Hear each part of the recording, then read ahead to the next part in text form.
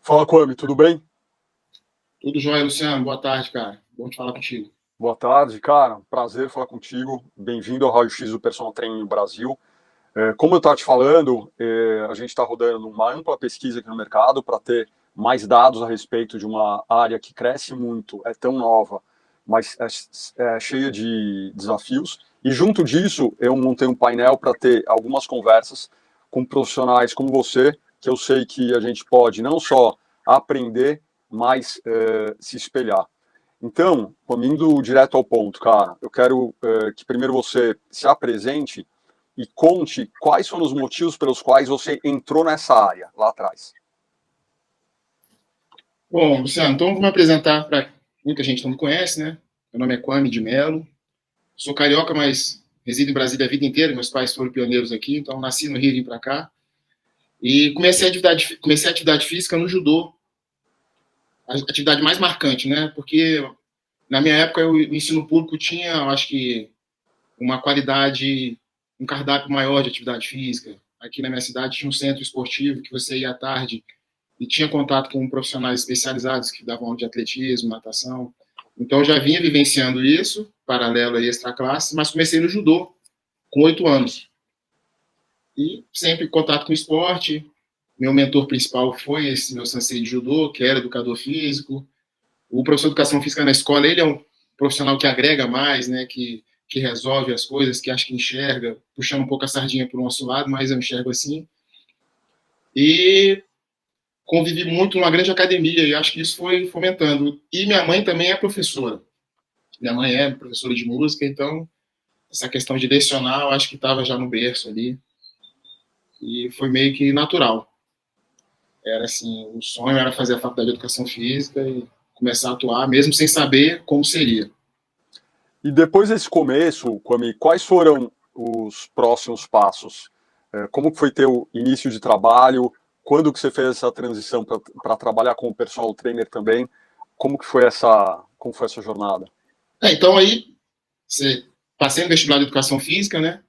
Naquela época, rapidamente a gente começava a trabalhar, tinha contato muitos amigos aqui na cidade, um era coordenador, o outro já tinha entrado na faculdade anos antes, então comecei a dar aula de natação e musculação, porque já tinha uma experiência de sala de musculação até com 18 anos eu tive uma lesão no joelho, comecei a fazer fisioterapia e foi muito intenso dentro da sala de musculação. Então ele já foi crescendo interesse pela musculação, porte físico desenvolvendo e ingressei naquele ritmo de academia, né? Da aula de natação, da aula de musculação, outros davam aula de ginástica, às vezes pegavam aula de abdominal, aquelas coisas e tal.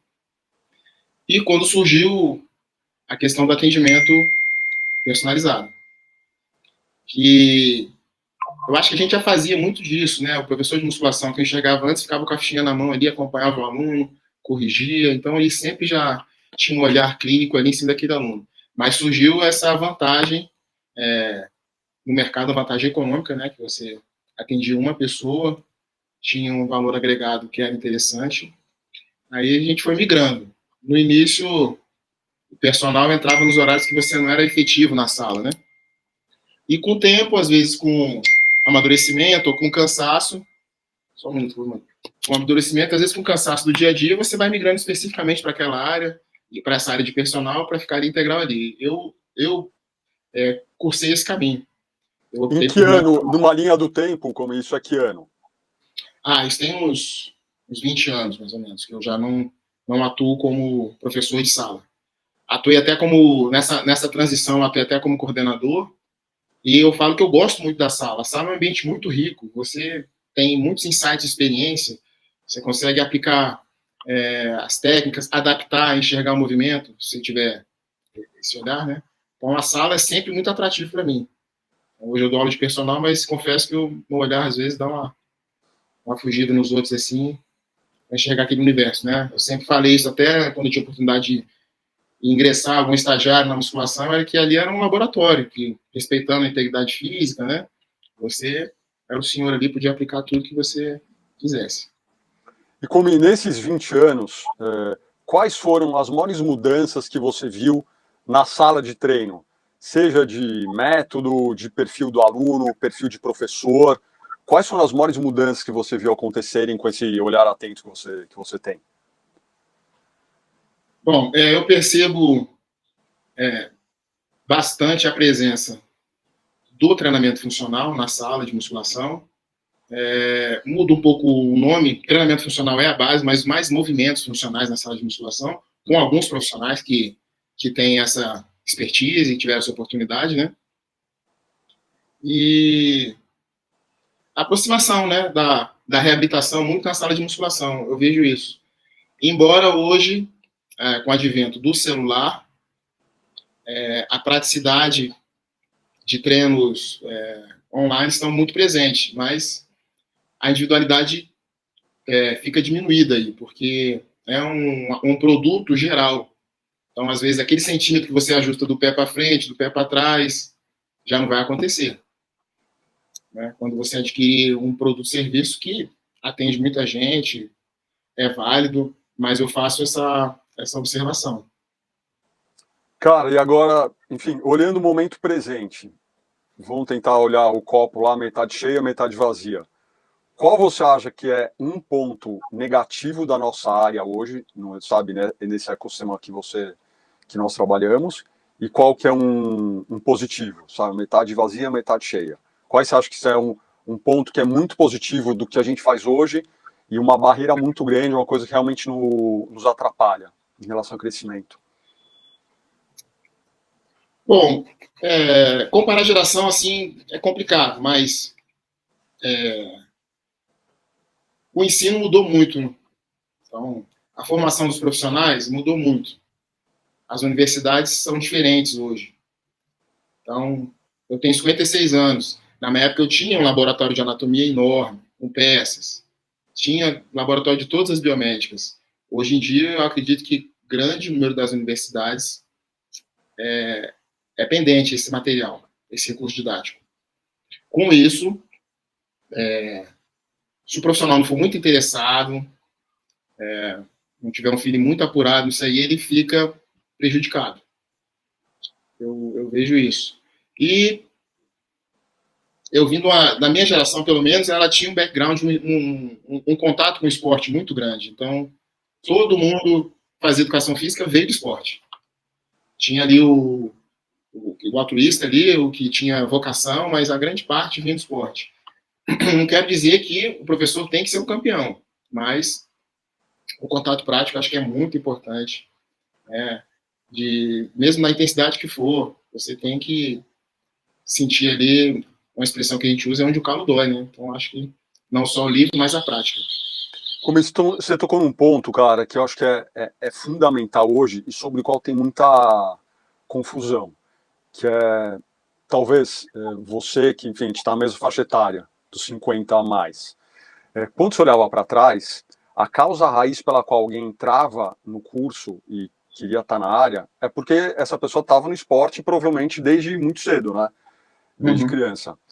Isso mudou radicalmente hoje em dia. Daí essa é uma das coisas também que eu acho que vai essa foto que a gente vai ter do mercado vai tornar esse fato mais claro ainda. Isso mudou muito. O motivo pelo qual alguém entra na área hoje são dos mais diversos possíveis. Pode ter alguém que está no esporte, pode ter influência de rede social, pode ser alguém que gosta de academia. Você não tem mais esse DNA do esporte como você tinha há 20, 30, na época que, por exemplo, meu pai fez faculdade há 50 anos atrás. Você não tem mais esse DNA. Isso, com certeza, traz mais gente para dentro da área, o que eu acho que é positivo, mas cria algumas barreiras. Então, eu quero que você, talvez para essa geração mais nova, que entrou na área agora ou está cursando educação física, até fisioterapia, por exemplo, quero que você enderece um pouco essa importância da prática no teu dia a dia. Que eu sei que você está nos 50 a mais, mas você treina como se você tivesse... Você tem o mesmo treino de quando você tinha 40, de quando você tinha 30. Enfim, eu quero que você enderece, sabe, o quanto isso faz bem, não só para a tua saúde física e mental, mas para a qualidade do trabalho que você entrega para os seus clientes. Bom, então hoje, com esses 56 anos que eu possuo, eu tenho que... Eu sinto o quão foi importante a atividade física na minha vida. Todos os aspectos. no sentido que eu consigo fazer quase tudo que eu quero sem me importar com esse número, 56. Tenho limitações, coisas que eu não faço mais. Então, desenvolvi uma artrose no joelho, não posso correr mais. Aí, essa adrenalina, essa vontade, eu transfiro para mountain bike. Não sou um exímio pedalador, mas tenho minha bicicleta, dou meu pedal. Se eu quiser fazer minha musculação, eu posso fazer da forma que eu quiser hoje. Continuo fazendo. Claro que respeitando minhas limitações, a condição de treino, que o volume era muito maior, a intensidade era muito maior. Então, eu vejo que eu acumulei uma poupança boa de músculo, de preparação, e o conhecimento veio facilitando isso aí. Meu treino de hoje é muito melhor que o meu treino de 20 anos, né? Porque tem conhecimento agregado. O que eu falo muito para essa geração, quando eu tenho oportunidade, eu pergunto dos autores, porque hoje tem um advento da tecnologia, e a nossa época era livro, né? Você tinha que ter os livros lá para você ter o conhecimento.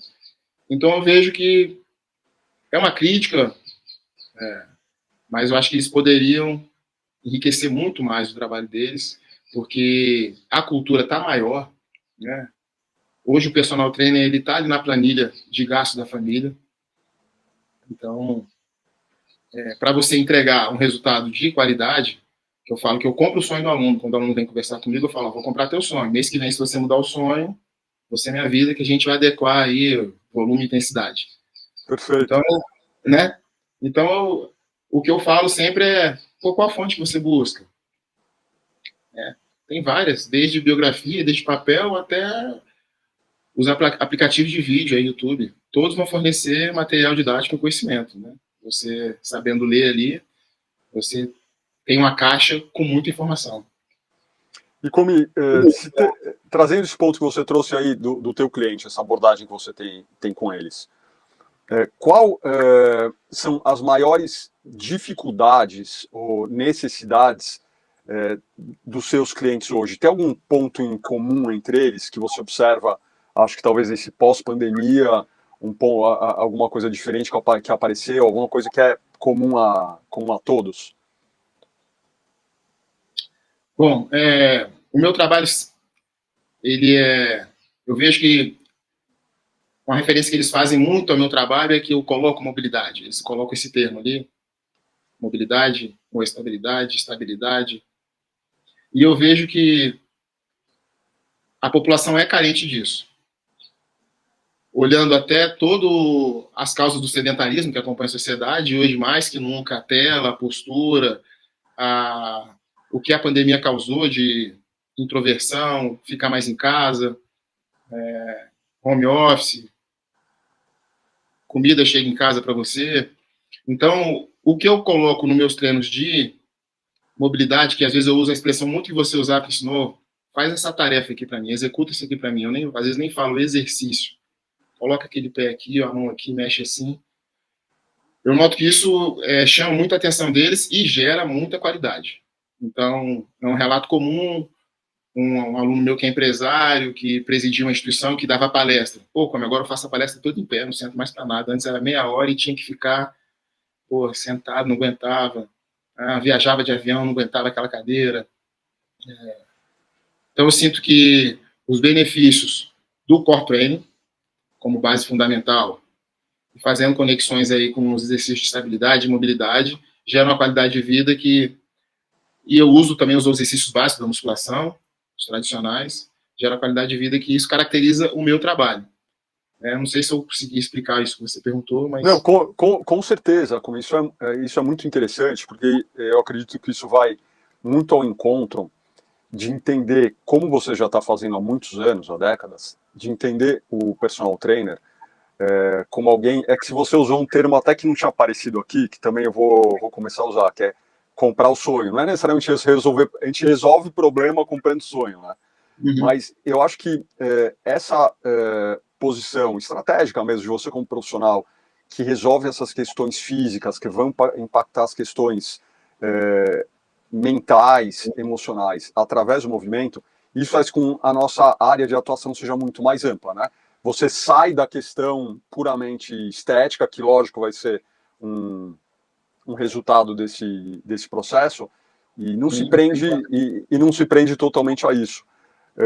Come, depois que você, enfim, a gente passou por toda essa história, se daí olhando de novo lá para trás, se você pudesse dar um conselho para o Kwame que estava entrando na faculdade, qual que seria hoje? Diversificar mais ainda a área. Então, o meu histórico lá era nas artes marciais. Já tinha um aquecimento que era diferenciado.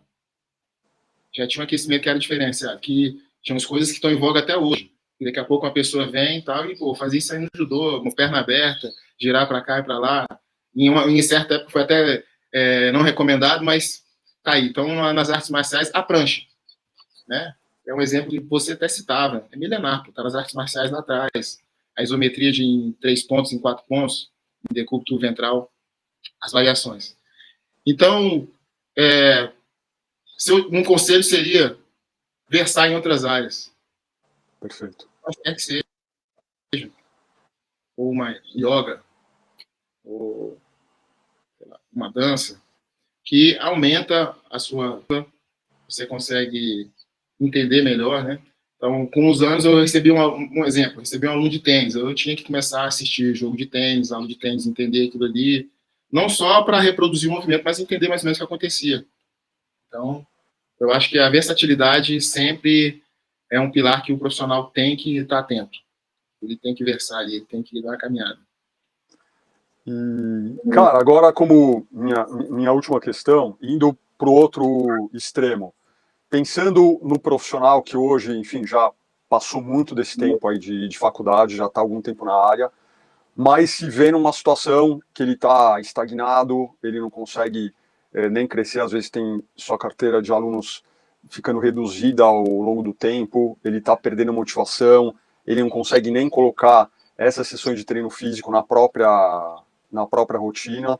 Então, você, que é um profissional que todo mundo, na minha visão, tem que se espelhar, não só em relação ao sucesso da carreira, mas a postura e seriedade que você tem em relação ao seu trabalho. Que conselho, Kwame, que dicas você poderia dar para esse profissional? Bom, Luciano, eu sempre quis trabalhar de forma em total harmonia com os outros profissionais, os co-irmãos aí, os fisioterapeutas, os nutricionistas. Né? O fisioterapeuta é muito próximo da gente, né? Naquela fase final ali, perto da alta, eu acho que o profissional de educação física tem que estar próximo ali e tem que trabalhar a harmonia, né? O aluno ele não pode ter ali só vários profissionais que atendam, mas eles não comunicarem, né? Carteira multidisciplinar, mas eles têm que ser inter, né? Eles têm que se comunicar. Então, para esse profissional que está passando por essas certas dificuldades, eu acho que ele pode fazer um link com esses outros profissionais que estão aí no mercado, que estão na sociedade com esse aluno dele, com os alunos dele, e esse link acho que vai resultar em mais oferta de mercado de trabalho para ele. Então, já tive vários momentos que eu tive mais próximos de nutricionistas e fisioterapeutas e ajudou bastante. Quando um ortopedista fala, procura esse profissional, o aluno não vai sossegar enquanto não tiver uma vaga com você. Quando um fisioterapeuta indica, pô, agora eu quero que você procure o Luciano aqui, ele é meu de confiança. Acabou. Esse paciente dele vai fazer o possível e não vai entender que o tratamento dele vai ter resultado se não for com um profissional indicado. Né? E sem melindre nenhum, ir ao contato desses profissionais, aprender e seguir o que foi recomendado até a minha área de atuação. Quando chegar naquele limite, ali sou eu que atuo e vamos frente. Vamos dar o resultado e a qualidade de vida para esse cliente. Perfeito. Kwame, quero te agradecer muito, cara, pelo teu tempo, pela disponibilidade. Como eu tinha certeza, aprendi muito aqui nesse papo contigo. Espero que a gente possa falar mais. Obrigado, senhor. Tem até as recordações aqui, ó.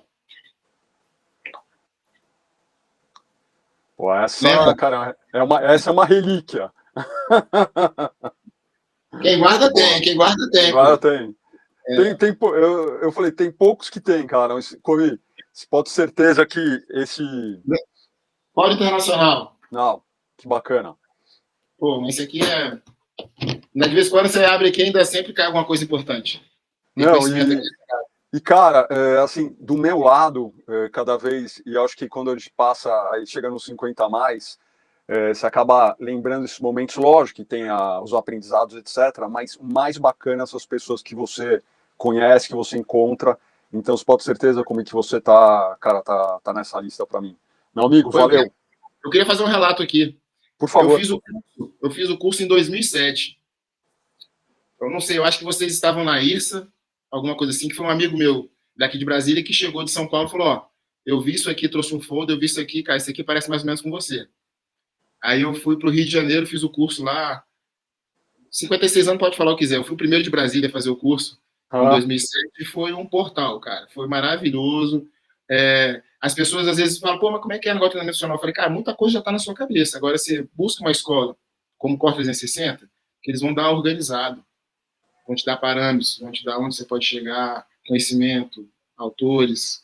E foi muito importante e fez uma diferença muito grande na minha carreira. Tenho a te agradecer. pô, que Você e bacana, todos. família.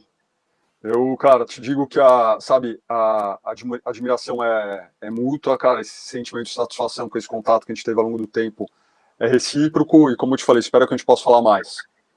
Valeu, Luciano. Obrigadão. Valeu, Tamo obrigado junto. você. Valeu. Valeu.